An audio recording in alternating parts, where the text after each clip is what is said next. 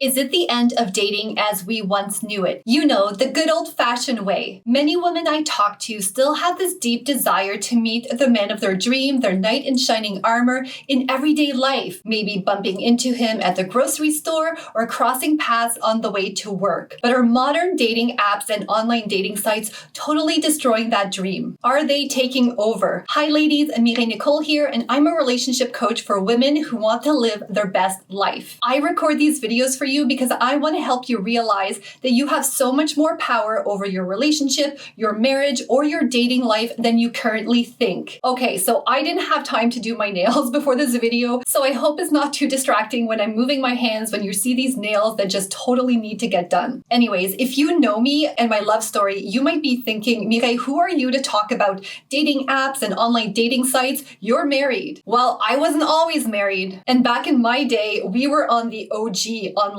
dating sites. Like if you remember back to Match.com or eHarmony, those were the sites I was on back in the day.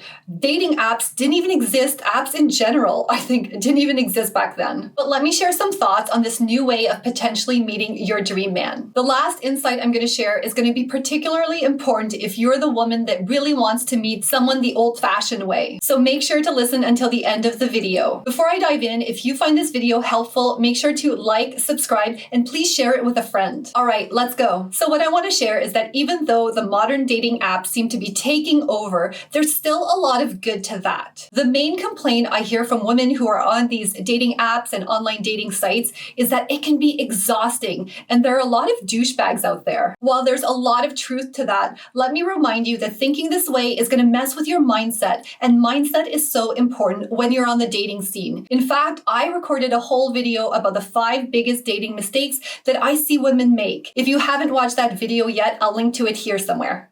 One of the positive aspects of dating apps taking over is that it's so much less taboo nowadays.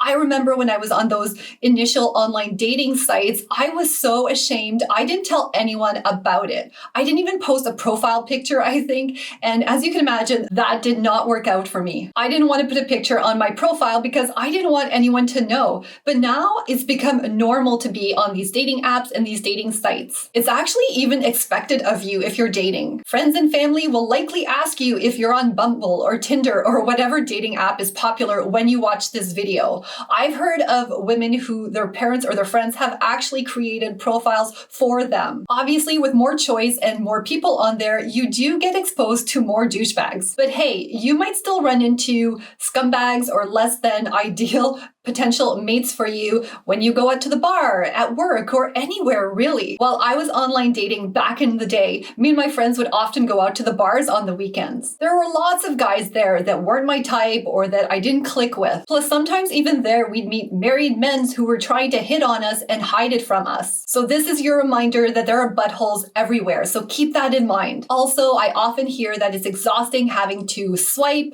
or check out different profiles or get into pointless exchanges that lead nowhere. But hey, do you know what? It's also a lot of work getting ready to go out somewhere and not being sure that you're going to meet the one. With dating apps and online dating sites, you don't even have to go anywhere. You can stay in your pajamas with a messy bun in your hair, you can drink a glass of wine and listen to Taylor Swift or whatever it is you want to do and see if your guy is out there somewhere on the interwebs. You don't have to wait to go out on the weekend to potentially meet him. You don't have to go back to the grocery store, pretend you're missing an ingredient, hoping that maybe he's there, or maybe you don't want to get off your butt and go to the gym in that very moment, right? You don't have to. If you want to check the dating apps and online dating sites at 8 a.m. on a Monday morning before you go into work or after you put the kids on the school bus, you're free to do that. The point I'm trying to make here is that it's a different kind of hard. The other nice thing about dating apps and online dating sites is that you don't have to travel anywhere. You're not limited by your own geography. Sure, you can travel somewhere and meet someone out there, but you're counting on luck and serendipity. And hey, I'm all about chance encounters. I'm totally into that stuff. But when we think back to the really old days, like people for the most part were really limited by how far away they could meet someone, right? It would be by how far the buggy and their horse could carry them. Now you can meet someone anywhere in the world if you're willing to move out there or do long distance or they're willing to move here. All I'm saying is that the more options, sometimes the better. And I just want to say say this is not about fake positivity, and I'm not suggesting you just grin and bear it if you really want to meet someone, if you really don't like dating apps or online dating sites. This isn't about shaming you by telling you to be happy with what you have access to, but be reassured that I know a lot of women who have met their dream man, their current husband, through these dating apps and online dating sites. Now, if you do desire to meet someone totally the old-fashioned way, in a magical way, I am a huge believer in manifestation. In fact, it has worked for me on many occasions, and I do believe that I met my current husband through manifesting him. Remember that manifestation is about really focusing on what it is that you desire and feeling that, and not so much about the how. So even if you want to manifest love, it doesn't mean you can't have a profile on the dating apps or online dating sites. Just let go of that resistance and trust that whatever is meant to be will be in whatever way that it's also meant to be. And I've got a bunch of videos on manifesting love, so check out this playlist.